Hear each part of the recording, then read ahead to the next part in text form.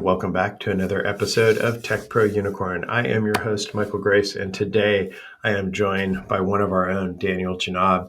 Daniel is a change management consultant here at RPI. It's a relatively new role that we've created to take advantage of the demand that's out there around providing great organizational change management services to our customers and to the world. Daniel, thank you for taking the time. Welcome to the podcast. Absolutely, and thank you for having me. Awesome. Is there anything else about your journey or about who Daniel Jenab is that you'd like to share with the listeners? Well, there's some amateur soccer stories I can share, but I think in general, keeping with the topic of the podcast here, something I'd like all of the listeners to understand about consulting and about change management is the way that I see it and why I really wanted to be in change management is that I view consulting as the ultimate customer service role, right? Everything we do for our customers and our clients. We're there to make a difference in their lives. And sure, we may be working in technical systems, but ultimately we're there to improve the lives of people. And in my opinion, change management is the customer support division of the customer service team. So it's even that next level up of being even more specialized, more people focused, and ideally more end game focused. I love it, right? Because if you extrapolate a little bit on what you just said and kind of tease it a little bit, consultants get called in to big projects that an organization typically can't do themselves without a little bit of help, or they're called in to be the experts, or they're called in, to be an integrator or an implementer, and they do something. They leave behind some software that they bring live.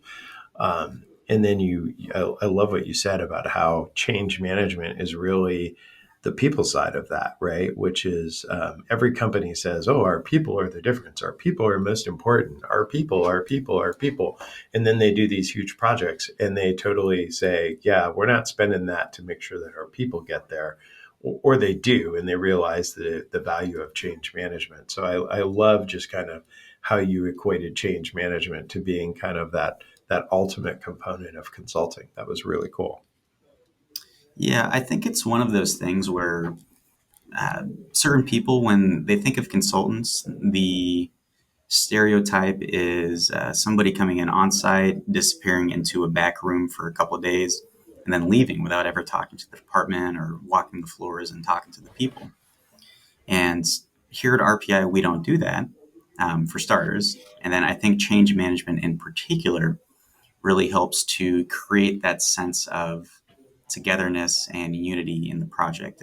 It brings the gap between the end users, the downstream people who will be impacted, and the actual project team.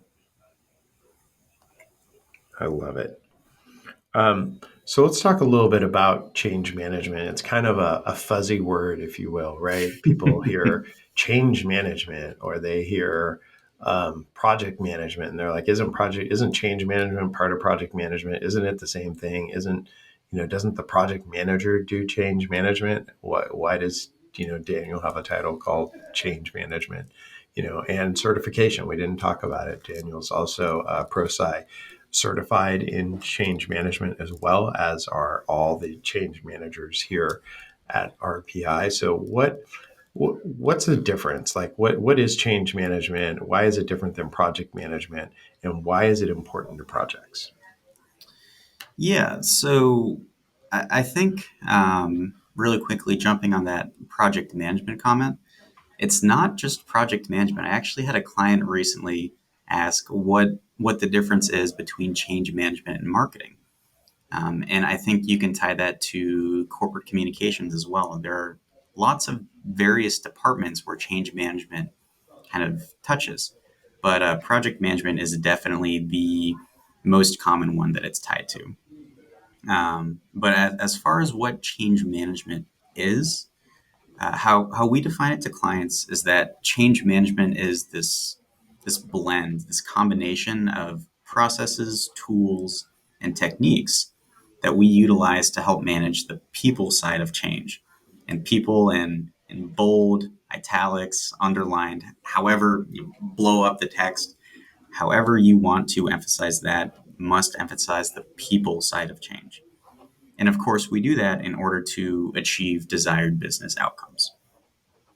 And to the second part of your question for why should it be part of projects, I think ultimately all of our projects, especially in our roles as software consultants, our projects result in people changing, right? So whether that's changing a process, a tool, a software system, or even more cerebral, like a mindset, a value, or a belief.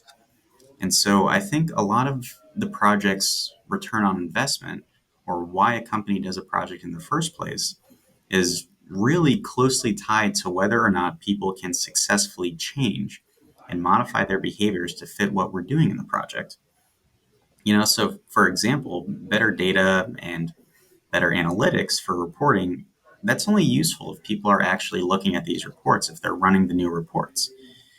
If you implement industry leading processes, those processes are only as useful as the amount of times they're getting used, right? So people need to work in the new system and not work around the new system to try to get back to the old system. I love it. I always say sometimes when the consultants leave, people just find a way to go back to the way they did it before the consultants got there, right? Version 6 to version 7, I'm dating myself, of the Infor platform, was a great example of that, right? Version 6 was a thick client that was installed on your desktops. And version 7 took you to a web browser. And a lot of people were like, how do I get that thick client back? Right? Because it was faster, right? I could enter AP invoices faster on a thick client by just using the keyboard. I could tab and I didn't need a mouse, right? And a web client for any software, right? It's assuming that you're going to use the mouse. The mouse is moving you around the field versus necessarily a tab key. Uh, so I love that, right? If you don't really plan for the people and help them on that journey and help them understand the benefits, oftentimes when you leave, they're going to be like yes people during the meetings. They're going to be like, yep, yep, okay, yep, that sounds great. And then as soon as everyone's gone, they're like, all right, now back to how I did it before. Yeah, one of the most common and important parts of any change management course, actually, so learning about this in the Prosci classes, is learning how to prevent backslide. So ultimately, as consultants, like you said, we can't be around forever. So we need to set our clients up with appropriate tools and strategies to prevent people from moving back into, we can call it the Stone Ages, right? And it's going a little further. Organizational change as a whole is basically just a conglomeration of individual change. As individuals change and as more individuals are learning new systems and new processes, eventually we reach that breaking point and we get to organizational change. So leaving out change management presents a higher risk of a Swiss cheese future state, where instead of a nice unified system where everybody's working in harmony, there's holes in the system, right? Because individuals are dropping out in the transition period from current to transition to future, and it's not possible to achieve a successful and whole future state if we have employees that are consistently looking for the application or the thick client and they're not going to the web client. Yep. It the people side of it, right, is harder in my opinion than I can learn a piece of software and I can be learned like here's the 20 fields. My software brethren are going to be upset at me here, but here's the 20 fields and here's what these fields do, and here's how they're used by customers, and here's the leading practice, and I can learn all of that. And it doesn't change, right? Like the software is the software, the functionality is the functionality. This is what it does. And I can configure things in various ways to make it do other things. But generally, I know what the software is going to do. And I think people are always a variable, right? They have different needs and desires and motivations. They're just an unknown. So when you look at that, in your personal journey, right, you went from being a project manager to really focusing on change management. Um, why would somebody want to do that, right? Why would you be like, oh, forget the people aspect. I'm just going to stay over here where I know what this product is. I know what it does. And you kind of went on a journey over to focus on the people side with change management. What was your motivation? What gets you excited to do that? Well, I can tell you what doesn't get me excited, and that is looking at a gigantic task list and making sure people are following up on that. Um, Outside of change management, honestly, just being a lot more fun and being able to have more open conversations with the client. Um, there is really that bond between change manager and project manager. In my ProSci class, I would say about at least half the class were project managers that were either taking on a dual role as change manager or in a similar boat like myself where they had been a project manager for a couple of years. They'd been in the trenches, they've learned the ropes, and then they decided, you know what, I want to move to the people side of things. Um, and I think what it is that all projects, all project managers fundamentally are change managers, right? So, like it or not, even if they are completely different skill sets, which they are, you are still leading a project that is bringing change to a client. So you pick up bits and pieces of what being a change manager is as a project manager, probably more so, I would argue, than a technical consultant. Um, and something to equate this to. So you've heard the saying, "You can lead a horse to water, but you can't make it drink." Yep. And I kind of view project management as the construction crew that builds that man-made body of water, and then they provide for the overall community. And then the client is the horse, right? And then the change manager is the one actually leading the horse to what the project manager built.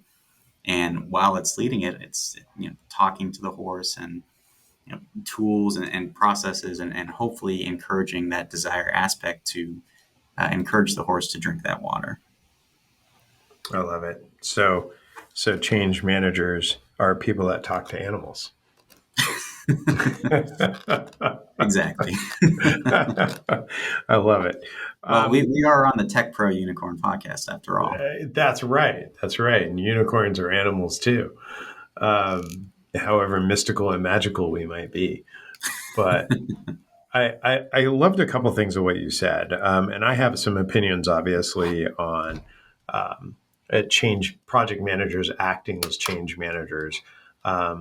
So I'm just going to kind of make a statement and I'll get your reaction to it. Because project managers, right, at the end of the day, they're trying to drive a project done on time and under budget. They are focused on what you said, the task list, right? They're like, are you done with this? When will you be done with this? Right? Their goal is to drive shit done, for lack of a better analogy. So um, I struggle, and I totally see lots of project managers. They get certified, they get their PMPs, and they get a ProSci certification, and they're like, I can do both.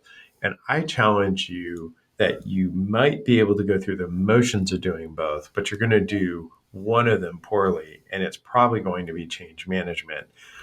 Because in my experience, change management driven by a PM who's also responsible for that project then becomes communication plan, training plan, testing plan. Okay, I've accounted for the people. The people are going to come in and we're going to tell them what we're going to do. We're going to test it and we're going to go live. And maybe it's a go live plan, right? And it becomes very tactical as to drive that task list done, and it's not really focused on the true people aspect of, where are our people? What's that journey they're about to go on? You just don't have time for that, right? You're like just trying to drive stuff done, and people might not be ready for that.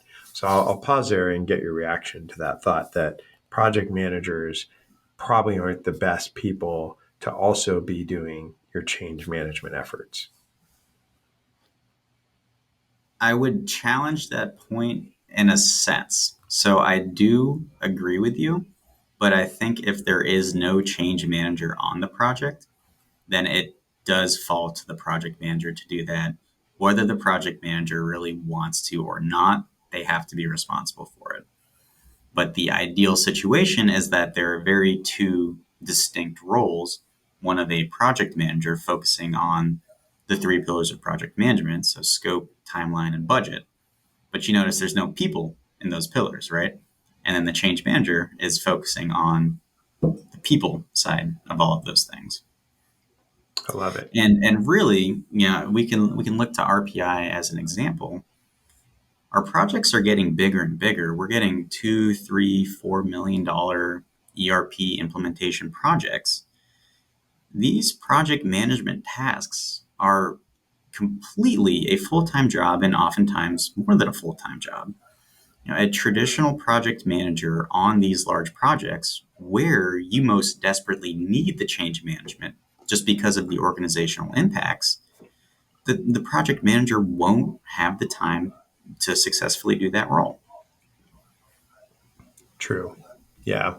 It's, I think a long time ago, change management was just a fuzzy word, as I called it. People were like, oh, that's that touchy feely stuff. That's like everybody come together and have a group hug and, oh, we gotta have fun and party games and we're going to name a project and they just didn't see the science behind it.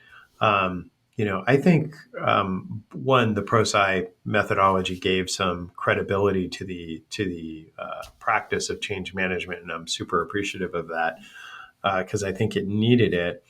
And then two, maybe just talk through kind of like what is that assessment process, right? Because we go through our methodology goes through and does an assessment so we understand the people side and where they are and the journey they're about to go through. Maybe talk a little bit about kind of what that is, just for the folks that might not know our methodology and how we kind of go through that change management piece. Sure. So, yeah, there's really three core elements in our change management process: assessing, tailoring, and enabling. But the assessments, the first part, really sets up all of the other parts and helps us determine our strategy moving forward. So, really, assessments focus on determining the client's specific needs. They help figure out the change management governance model. We take a look at the organizational risk matrix to see how ready or, on the flip side, resistant the organization is to change, and just getting our plan set. We have a couple of assessments that we introduce in our first phase of the project, the initiate and plan phase. One of them is the Prosci Change Triangle, so the Pct Assessment, and that really focuses on the interplay between sponsors, project managers, change managers, to determine an overall success score for all of those components. And what we do is we set a baseline at the start of the project. And as the project continues, we reiterate on that. We go back, we continuously ask our questions and analyze our scores to make sure that things are moving in the right direction. And if they're not, then that's where the tailoring comes in, right? So, okay, we have a plan, and it turns out that hypothetically, our change management score during our build and develop phase is lower. Okay, so what do we need to do there? Do we need to release more communication? Do we need to work with the project management team a little more to get meetings with sponsors? Really, it all just goes back to constant analysis of performance, not just on the client side, but on our side. to ensure that we're delivering the highest service possible. Yep. I mean, very rarely, I think, does any project start where everybody's on board. Everybody understands what we're doing. Everybody understands their role. Everybody understands why it's important. And, everyone's like, yep, let's go do this. Like said, 10% of the projects ever. Um, It's so it's often, probably more common the other way around, where one person, the project sponsor, understands the importance, and everybody else is like, "Hey, I don't have time. I don't have the staff. I right? don't have the bandwidth to do this project. Why are we doing this?" Yep. It's really interesting.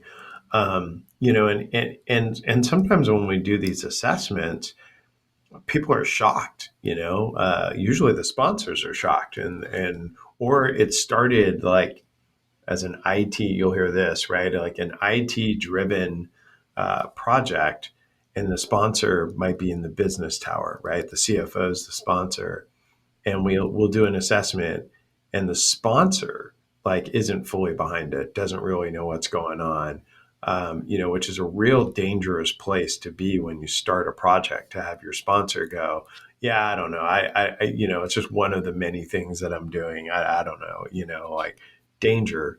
If you don't have sponsor engagement, that's a really dangerous place to start a project from. Usually those projects come off the rails, they fail, they don't get, the buy-in that they need, the support, the sponsorship, and very frequently have pretty significant problems. So knowing that, right, knowing your blind spots before you get out on the road is pretty important. Um, do you have examples, right? When we talk about change management, people always want to know, like, well, tell me about that. Like, where has this done? Like, what, they want to know who, what, where, when, why. Like, where has this made a difference? Do you have any examples of where change management has been involved and actually made a difference in a project? Uh, so I do, um, and I honestly think that the best examples come from the absence, right? So they come from the negative of not having a change manager on the project. So something that's part of our strategy and part of our assessment focus is doing design impact assessments as part of our change management strategy. And what those do are they're basically documents designed to facilitate both RPI's work stream leads and our customers' work stream leads to think about potential downstream impacts and then create a plan to mitigate those risks. And before change management was part of the process, I remember very specifically one particular healthcare client coming to me as a project manager a few weeks before go live and asking what the training and awareness plan was for the particular handful of departments. And these departments hadn't been involved in the project. They had not been communicated to us as stakeholders of the project. Yet here we are, an extremely short time away from go live, having to scramble and create training and communication and honestly just awareness, right? So why is this project happening? Why is it coming in a couple of weeks? What's good about it? So on and so forth. Um, and that is a huge distraction, not just from a project management side, but from a technical consultant side as well. It's trying to deal with go live and cutover tasks while at the same time dealing with trainings that you shouldn't have to be doing in the first place. And in retrospect, as a project manager, you can push harder, right, to get a sense of these impacted departments. But I think this really goes back to that balance between change management and project management, with project management being so focused on scope, budget, timeline, and so many things going on the technical development side. It's helpful to have a set role carved out to identify and plan for situations like what happened in that project. I mean, I think we could just tell stories, right? And to your point, many of them are bad, right? Like, hey, this person wasn't accounted for, this wasn't thought of, We thought these people were on board, and then you get down to the critical moments of a project and you realize, oh, shoot, nobody asked these people. Nobody made sure that this manager was going to be available. Nobody coordinated that, all those people aspects, right? Or nobody made sure, like, you can give training. It doesn't mean anybody learned anything, right? So many times I see all these trainings and I walk by training rooms and I sit in and I listen and I look and I'm looking at the people's face and they have no idea, none, how they're going to go back and do their job. The trainer trained the material, they absolutely delivered it, but there's no like knowledge check. And then, weeks go by sometimes. Just the planning of the training is wrong. Oh, it conveniently fit into this week. It happens to be 12 weeks before go live. And you expect them to go 3 months and remember what the heck they learned and then practically apply it? Like, and then you don't go back and ask them, hey, are you ready to go live? Do you know what you're supposed to do? Or you get really angry when they say, no, that training was so long ago and I didn't understand it and I'm totally lost and I don't know what I'm doing. Right. And the reality of that impact, right, is maybe you still go live because you check the box, right? You're a PM, you check the box, training was conducted, check, done. And then you go live, and then your productivity dips to near zero, Yep. right? Which has a real financial impact to the organization. We just had to go live, and the training aspect of it was tough for a variety of reasons. They had a lot of turnover. We decided to go live. We knew that productivity was going to dip, and payables, right? The time it took them to pay, which was originally within 7 days, was now like 45 days, right? That is a real cost to doing business. Like that's real money, and not quantifying the amount of stress that you're causing all those people that want to do a good job. They really want to be successful for you, but you just didn't step up to the plate and appropriately plan. Well, and you know what else it tells the customer too? It says that you were an afterthought, right? If we didn't set out with a plan from the beginning and we're just coming in on a week that happens to fit in the project, it says that you were not the primary focus of this particular endeavor. And I don't think that's ever a message you want to give. And I think change management really helps to mitigate that feeling from the client. We've really, it's a great point. We've really pivoted now that we have a really strong organizational change management practice here at RPI that Daniel's helping to lead. We have pivoted kind of how we approach change management within our statements of work. Prior to, we had change management things in there, right? We had a training plan, a communication plan, a testing plan. Like these are all things that are quote deliverables. For those of you on the podcast that can't see me, I'm doing air quotes again around deliverables. These are all deliverables. And what I love the most is that we've built in and are inflexible in removing. We have it disguised so that if you're a client and you're looking at our hours estimate, you won't be like, oh, like what's this change management stuff? We're not paying for that. Essentially, you kind of don't have a choice, right? Because we feel it's absolutely critical to the success of the projects that we're going to partner with our customers on and take them on this journey. We built in change management, but then we've really stepped it up into what Daniel explained, right? That assessment component to me is the most exciting piece of this, where we actually assess and then we don't give them like a report card. We sit down with them and go, hey, here's what we heard. Here's what we understand to be the case. Here's where we think the weaknesses are. Do you or do you not agree? And then how do we collaborate and how do we fix this so that we're both successful on this journey together? And it's like the first things of partnership, and it's around the people in that organization and the journey they're about to go on. It just kind of makes me really warm inside, along with an old fashioned. But it really, I just love to see it. and we're piloting it out there, and our customers are really embracing it. We just did that with a customer, Daniel. I think you were involved in that. Can you just share a little bit about how that went?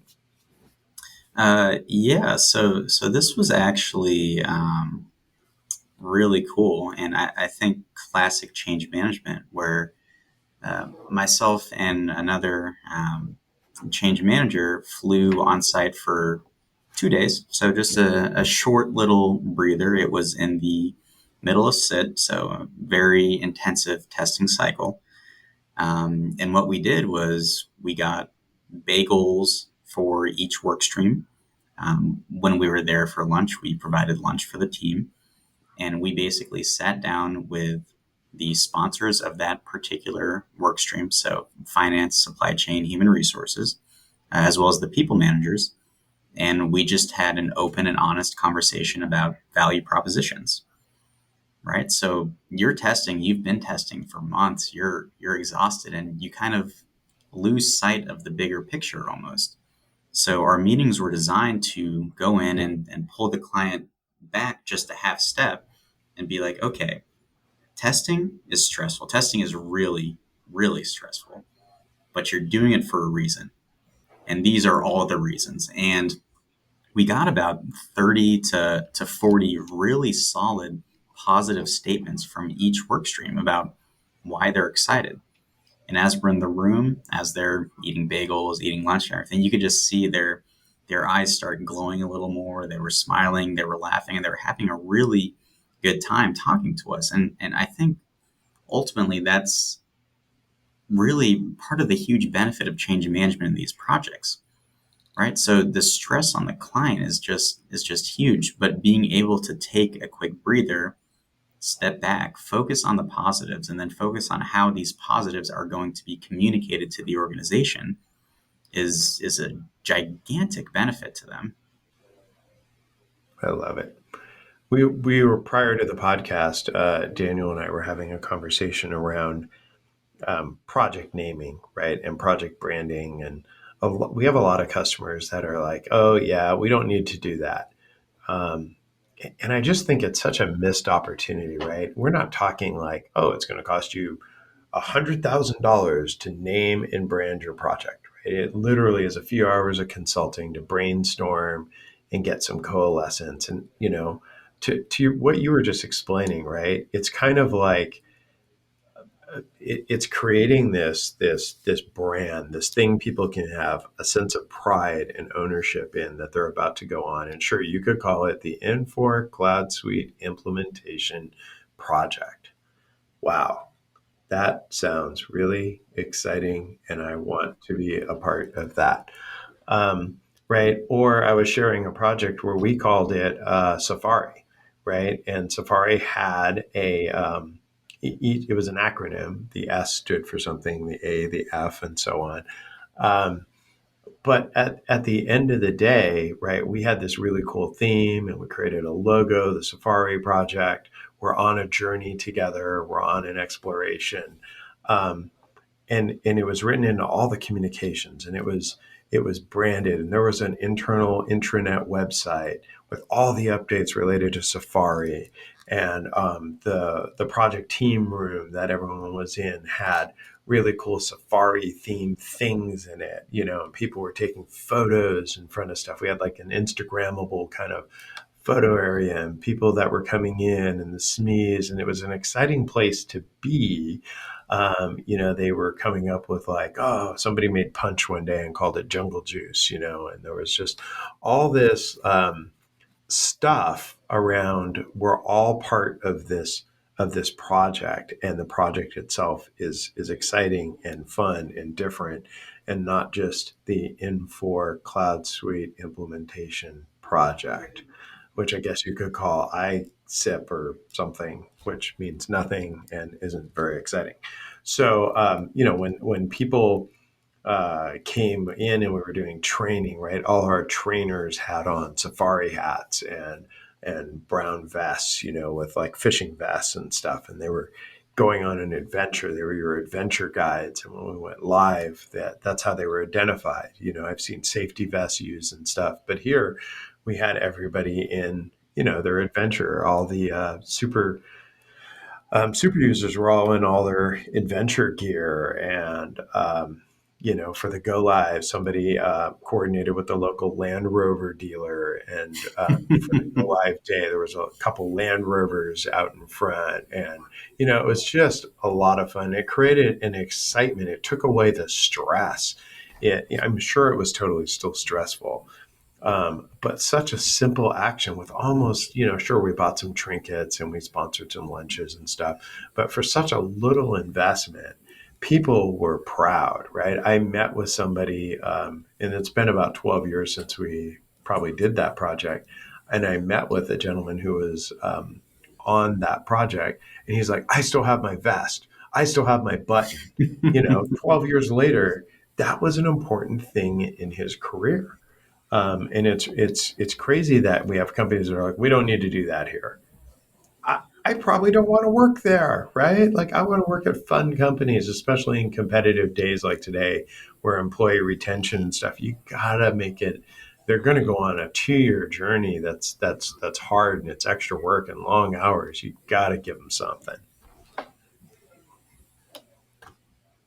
Yeah, I would definitely agree with that. It is, of course, up to the appetite of the customer, right? It's always tricky approaching these conversations with a client who doesn't want to do branding because there's only so much we can do, right? Because to effectively do branding, you need to be bought in. And if you're not, and you don't think you will be, or you don't think your people will be, then having a bad brand is worse than having no brand, in True. my opinion. Yep. That's Um, fair. but yeah, being part of a team is huge, right? So again, going back to these testing sessions, right? We have a name for the project, we have a logo for the project, we have customized swag for the project. So we got to hand those out to the people in these sessions, and it's like we're all cheering for the same sports team. We're all rooting for a team victory. And if we go back to that Swiss cheese model that I was talking about, this is getting all of these individuals on board, right? So much more than just testing and going through a standard project lifecycle will. It's feeling like you're included and part of something greater than yourself. I And love it. people remember it 12 years later, right? Because it doesn't happen very often. It's a really special, monumental period in their life. And in my opinion, these projects should be approached as such, both from our customers and from us, right? We are pretty heavily influential in helping to generate that feeling. And I know that we're talking about change management in the context of implementations and software implementations, but really any large effort, right? Like, not some task that's going to take somebody a couple hours, right? But any large project that you might be doing, whether it's a new build out of a new facility or something, and it's going to take tons of resources. Anywhere that there's a project that involves large groups of people, I think change management has a place and should be accounted for. And the process is very much the same, regardless of whether it's a software implementation, a new product build or release.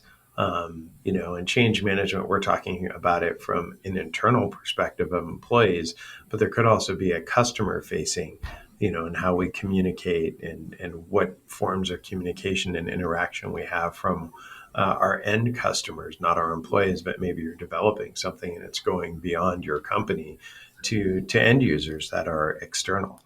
Change Yeah, and management has a place. I think two types of projects in particular that are good for that sort of thing would be organizational restructures and M&As, so mergers and acquisitions. Mm. And especially, right, so two hospital systems come together, they form a new hospital system.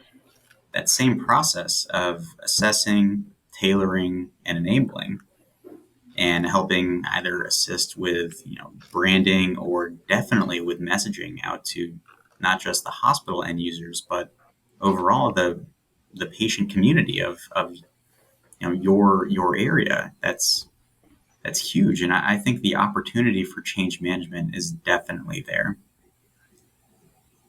I love it. Well, thank you for taking the time, Daniel, sharing your journey to becoming a change management consultant, sharing a little bit about what change management is, how it's done, why it's important, some of the successes and risks if you don't account for change management. I think we've covered quite a bit of ground around change management. Daniel's happy to talk to anybody. He's really passionate. If you met him and mention change management, you're going to be engaged in a conversation that's going to be interesting and exciting. So, thanks for taking the time and sharing your wisdom and your personal journey. It was a pleasure to be on, and as you said, anytime I can talk the ear off of someone about change management, I'm going to seize that opportunity. Awesome. Thanks, Daniel.